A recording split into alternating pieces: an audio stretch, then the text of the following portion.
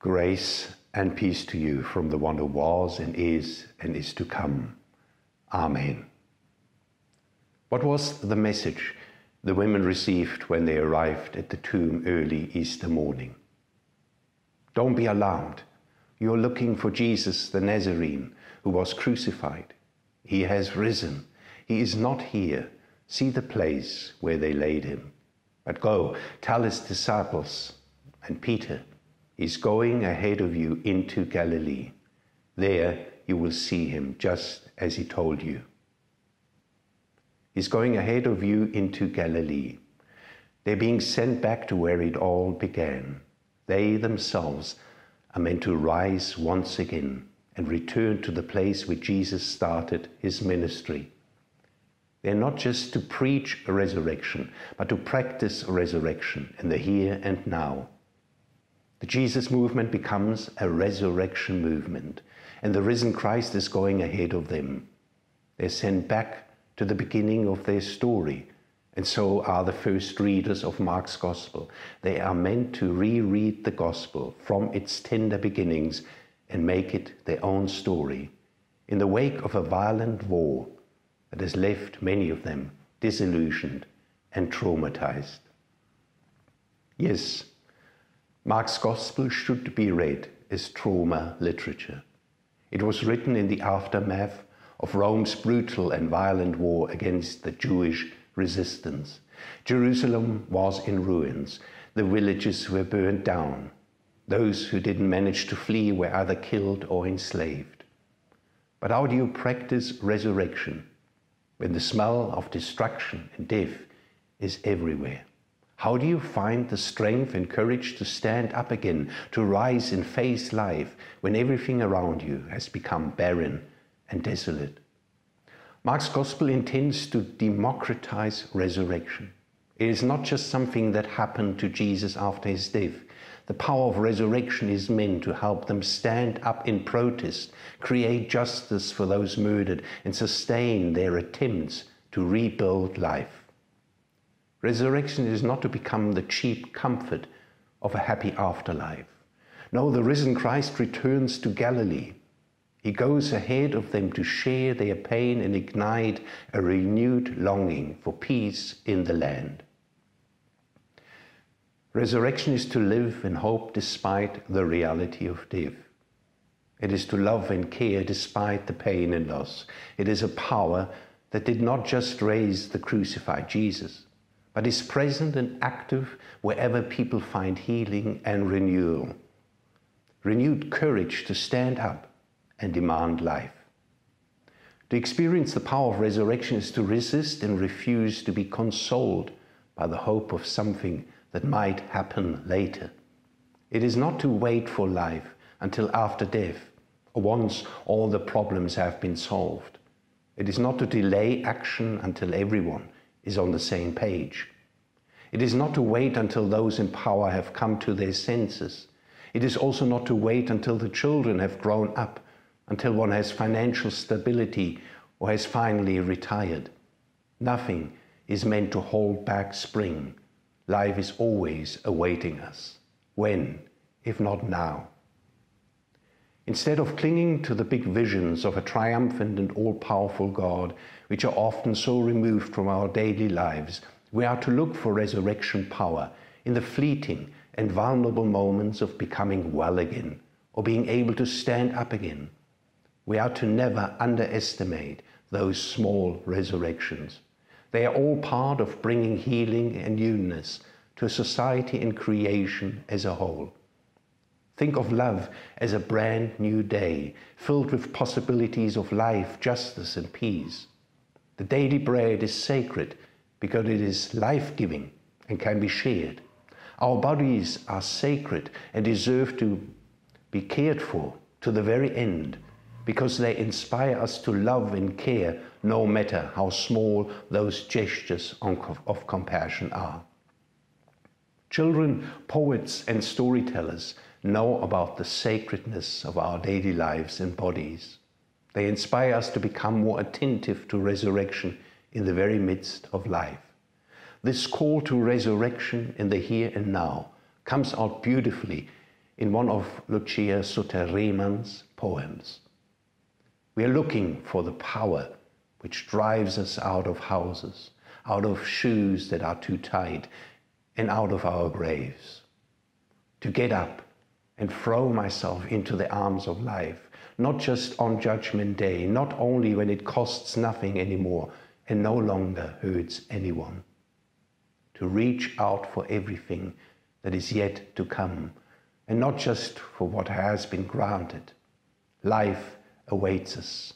When, if not now? When, if not now? So many songwriters invite us to return to Galilee and to practice resurrection in the here and now. They do not just cling to the hope of resurrection one day, but celebrate the imminent possibility of liberation and freedom. They summon us to demand life now. For when, if not now?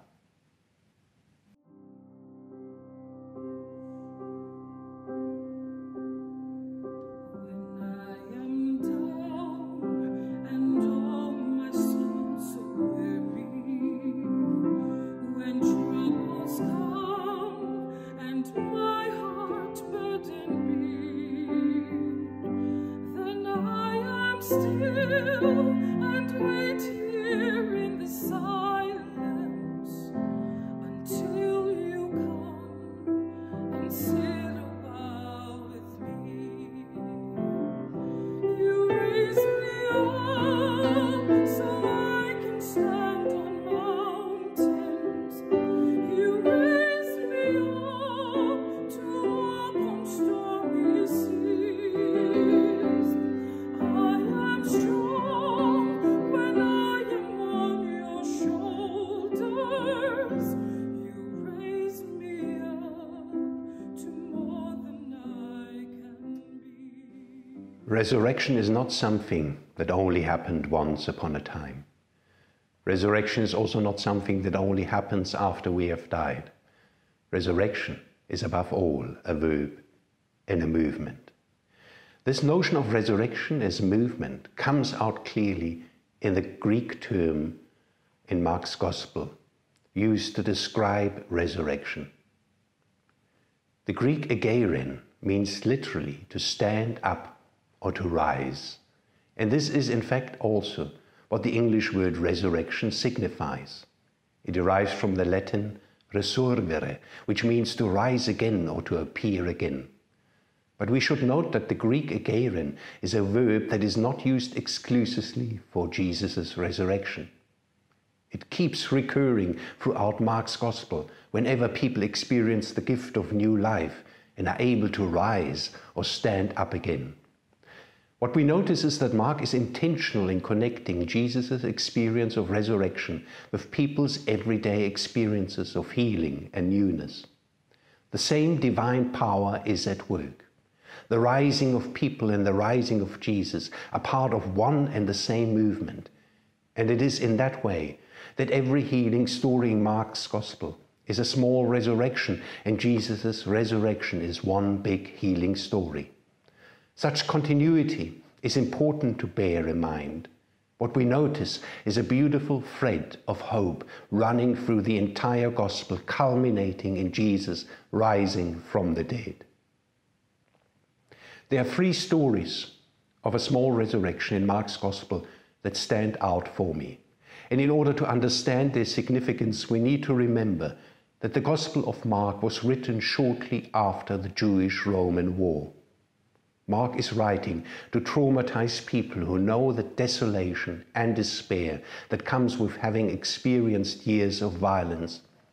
Those three resurrection stories pay special attention to the suffering of children in the aftermath of war and are much longer and more detailed than the other healing stories.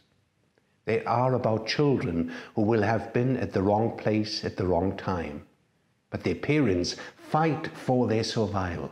They attribute their children's condition to the influence of demons and unclean spirits, who render them sick and powerless. But what kind of reality are they describing? And do we not have to understand those life-threatening powers in the context of a violent war that has left especially the young traumatized. Instead of simply asking whether demons and unclean spirits exist and what exactly they are, our attention should be on those affected and the context in which they live. What is it that makes them speak about spiritual powers that are frightening and overwhelming? What do they mean by being possessed? How do we take their reality seriously? How should we interpret these spiritual powers that seem to take hold of the most vulnerable and render them helpless and despairing? And in what ways does the power of resurrection transform the lives of these little ones? There's the daughter of Jairus, one of the synagogue leaders. He rushes to Jesus and falls at his feet. He pleads with him to come and see his dying daughter. We don't really know what happened to her. Is she ill, or did she have an accident? At the end of the story, Jesus tells them to give her something to eat. We can only speculate if she was suffering from anorexia or a shortage of food.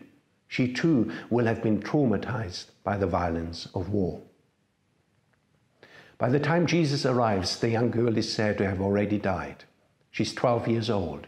She didn't want to or couldn't eat anymore. There is loud crying and wailing in the house, but Jesus reassures the mourners that she's not there, but asleep.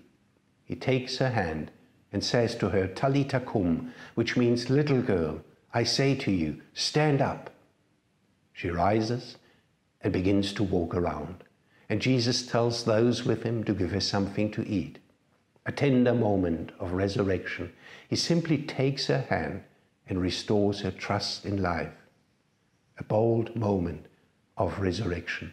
She stands up against the powers of death, a loud protest against a world in which children are willingly sacrificed as collateral damage of war. Similar and yet different is the case of the woman from Tyre and her daughter. The mother believes that her daughter must have a demon. This is her way of describing a condition that renders herself and her daughter completely powerless. The Jewish historian Flavius Josephus writes about the spiral of violence that has also affected the port city of Tyre in the province of Syria. We know how intrusive and controlling experiences of trauma and intergenerational trauma can be. Is Mark hinting at something that cannot be captured with words? Does the story encircle something horrific that weighs heavily on this mother and daughter? We remain in the dark, yet summoned to be more attentive to what seems inconceivable and unnameable. We meet a mother who fights passionately for the life of her child. She refuses to be rejected and does everything she can to ensure that her daughter can live. It is her insistence that every child deserves compassion that creates an unexpected opening in her conversation with Jesus. He finally says to her, "For such a reply you may go. The demon has left your daughter." The mother's truth is able to set her daughter free. Jesus himself simply listens and in the end allows himself to be persuaded by her insistence that surely God's love and care does not take sides in a conflict. Step by step and word by word, she fights her way back through the shadow of violence and death. When she returns home, she finds her child lying on the bed. Whether her daughter will also rise from her bed is left open in the story. But we've seen how a mother stands up for her child, and now the readers can breathe a sigh of relief with her. Anyone who has such a mother has a better chance to rise and find life again.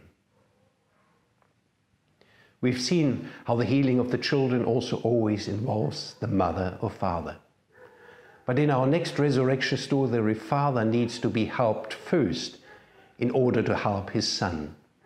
Years of insecurity, violence, and deprivation will have strained also the relationship between parents and their children.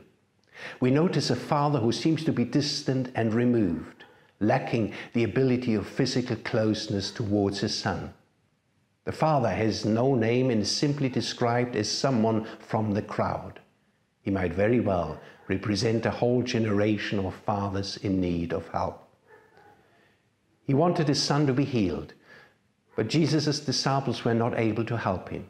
He now turns to Jesus. As Jesus looks at him, the boy suffers another attack of convulsions, falling to the ground and rolling around. Jesus asks the father, "How long has this been like?"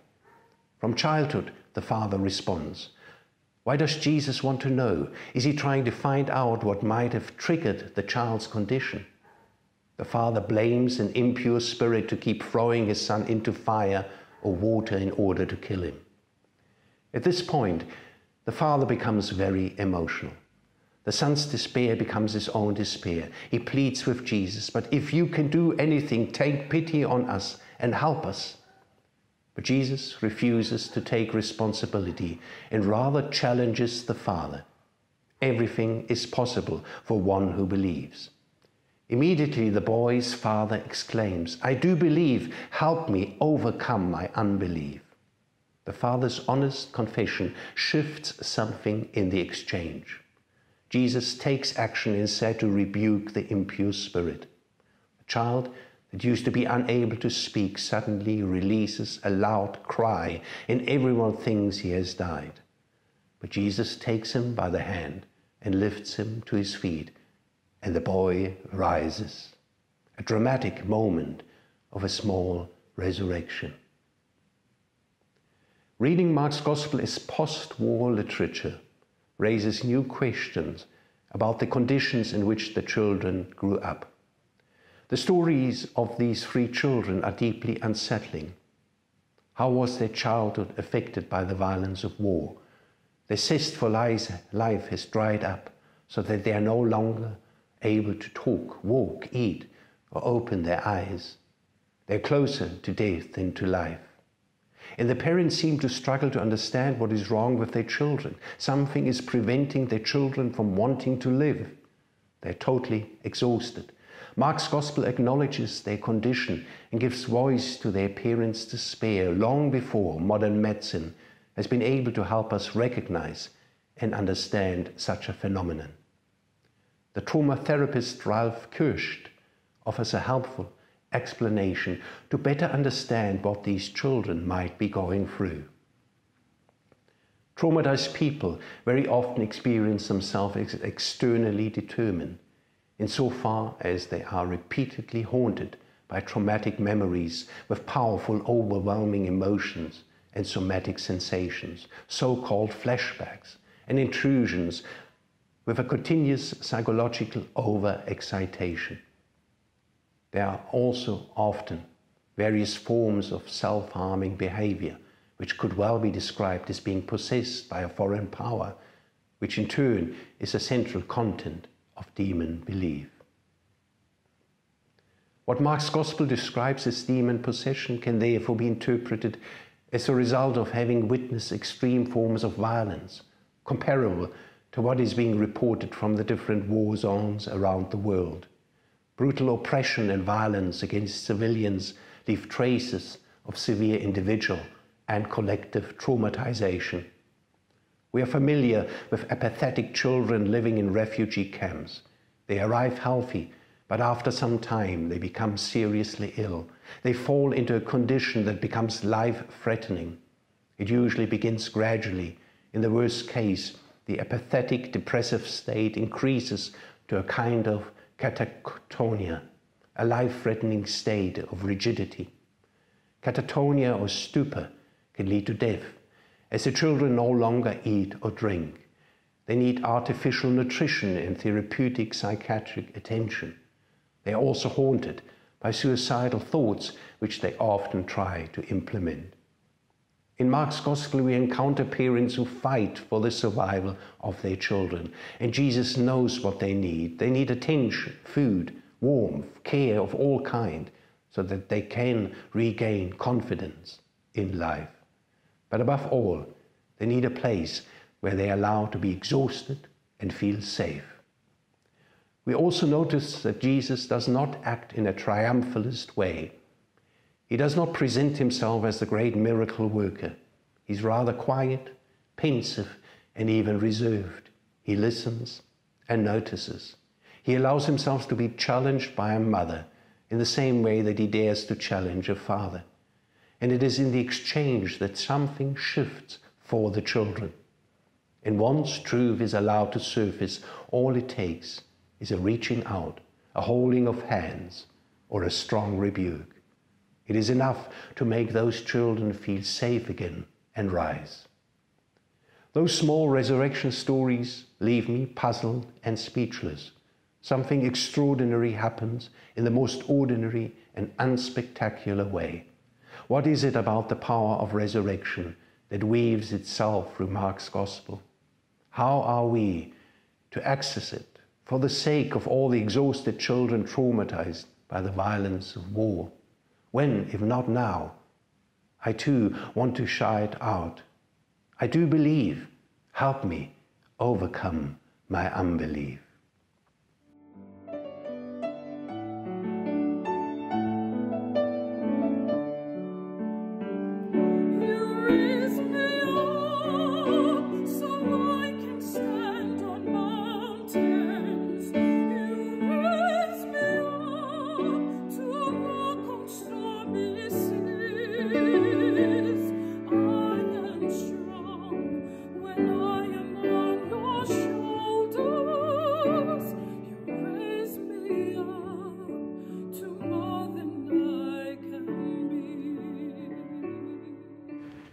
Every healing story is a small resurrection story, and the final resurrection is one big healing story. What we notice in Mark's Gospel is how much attention is given to the plight of children and their despairing parents. Is it mere coincidence that in Mark's Gospel it is a boy seeking shelter in a tomb who announces Jesus' resurrection? And as they went into the tomb, they saw a boy sitting on their right, clothed in a shining robe, and they were very frightened. Burial caves served as places of refuge for those in need of protection. It was not only the dead who needed protection from animals and the weather. In times of war, women and children were known to retreat to caves to find refuge. Did Jesus have this reality in mind when he said that foxes have caves and birds have nests, but the human one has nowhere to lay his head?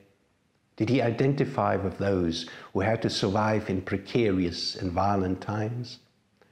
They had to go underground, into the earth, or high above the ground, into treetops or natural cliff shelters in the mountains of Galilee.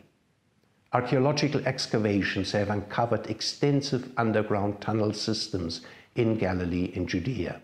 They are cave systems with more than 30 rooms connected by narrow entrances. About 70 such cave systems have been found in Galilee and several hundred in the Judean hills. It makes one wonder about the literary significance of caves in the Gospels as places of survival and escape from violence. It is there that people sought protection, unnoticed by the powerful and armed. To what extent are these caves also places of transformation, in as far as people could retreat there, hibernate, gather their thoughts, offer mutual support, and nurture hope? Were they hoping that one day, one morning, something new would be able to break out from these places? Post-colonial theories talk about such places as a third space. How can those archaeological findings also inform our reading of the empty tomb? After the crucifixion and burial of Jesus, a group of women sets out on the morning after the Sabbath to look for the crucified Jesus and honor him with spices.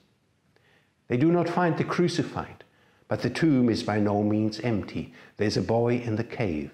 How did he get there? What is he doing there? The Greek term neaniskos identifies him as a teenager, probably around the age of 12 or 13.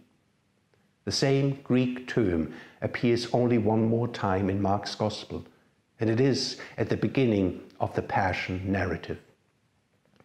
A boy wearing nothing, but a linen garment, was following Jesus. When they seized him, he fled naked, leaving his garment behind. The boy is in the wrong place at the wrong time and witnesses the violent arrest of Jesus. We notice how Mark's focus is not on the arrest of Jesus, but on Jesus' view of the bystanders. While everyone else flees and deserts Jesus, this boy tries to follow Jesus after his arrest. When the security guards also try to seize him, he manages to escape, fleeing naked and leaving his garment behind.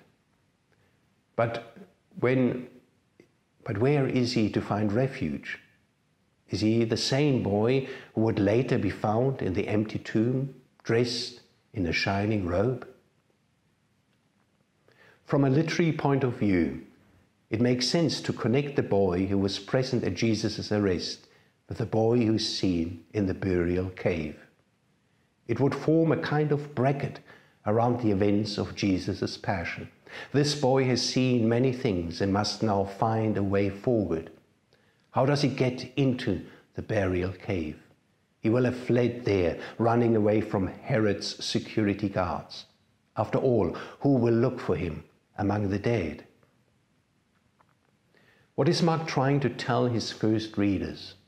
Are children and young people the ones who will lead this generation out of their caves and hiding places? Are these tombs to become wombs, places to give birth to new life? When the women arrive at Jesus' burial cave, the stone has already been rolled away. A boy clothed in a shining robe offers the women a message of life and hope. His words are the last words spoken at the end of the original ending of Mark's Gospel. "Don't be alarmed," he said. "You're looking for Jesus the Nazarene who was crucified. He has risen. He's not here. See the place where they laid him. But go tell the disciples and Peter, he's going ahead of you into Galilee. There you will see him, just as he told you." The boy who witnessed Jesus' arrest is probably the same who now delivers the Easter message to the women. He becomes a messenger of good news to those seeking shelter and comfort in caves and tombs, to those who expect the living one among the dead. His shining robe gives him the appearance of an angel. He has been waiting there for a new morning, a new day, for something unexpected to happen. He is the first witness of Jesus' resurrection. Yes, those expected to be among the dead are able to live again. Are we surprised that in Matthew's Gospel we read about the earth shaking, the rocks being split and the tombs being broken open? What follows is a rather zombie-like procession. The bodies of many holy people who had died were raised to life. They came out of their tombs after Jesus' resurrection and went into the holy city and appeared to many people. If even the dead are able to come to life, how much more must this be true for those living among the dead? All those still hiding and seeking shelter in the caves and tombs of the mountains of Galilee and Judea. If even the dead are able to come to life, then surely God's resurrection power must be present to all those traumatized children who no longer want to live. This is why the boy in white robes sends the disciples back to Galilee, where it all started. The power of resurrection wants to be lived. When, if not now, parents cannot but demand life for their children. Those who follow Jesus are encouraged to not just preach, but practice resurrection. It is the golden thread that weaves itself through the gospel and culminates in Jesus' rising from the dead. People are not allowed to settle into their graves. They are meant to rise and stand up for the right to live in freedom and safety. The Jesus movement is cast as a resurrection movement. What is needed is an uprising, an insurrection for the sake of the children in the next generation. And we too are now sent back to Galilee, where it all began, to practice resurrection. Yes, death is overcome, the moment we choose life, stand up for what is true and right, and reject the threats of violence. Resurrection happens when people choose justice, radical love, solidarity, and freedom. Its power sustains us and inspires us to care for what is fragile, vulnerable, and at risk. Mark's Gospel sends us back to the beginning, to find ourselves in the stories, and to ask, where have we experienced such power? Where have we witnessed such a moment of resurrection? Do we remember? Are we able to name the place? What is it that has deeply touched us and nurtured our hope? Can these experiences not be made transparent for what we celebrate this Easter morning? When, if not now? And so as we journey on from here, as we make our way back to Galilee, the risen Christ be a kind shepherd behind you, a smooth path beneath you, and a bright flame in front of you. Amen. Ride on, King Jesus, no man can hinder me. Ride on, King Jesus, ride on, no man can hinder me. For he is King of kings, he is Lord of lords. Jesus Christ, the first and last, no man works like him. For he is King of kings, he is Lord of lords. Jesus Christ, the first and last, no man works like him. King Jesus rides a milk-white horse, no man works like him. The river of Jordan he did cross, no man works like him. For he is King of kings, he is Lord of lords. Jesus Christ,